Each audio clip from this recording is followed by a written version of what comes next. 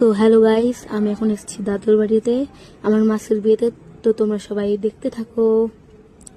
चलिए शुरू करते हैं। এটা হচ্ছে আমার দাদুর বাড়ির গ্রাম, দেখতে পাচ্ছ।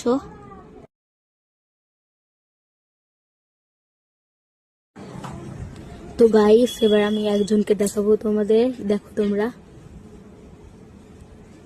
এটা হচ্ছে আমার বোন, মাসির মেয়ে। তো চলো গাইস, যাওয়া যাক ভিতরে।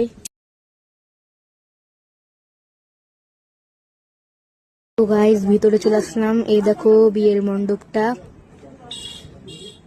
ভালো লাগছে কিনা কমেন্ট করবে তোমরা সবাই। এই দেখো,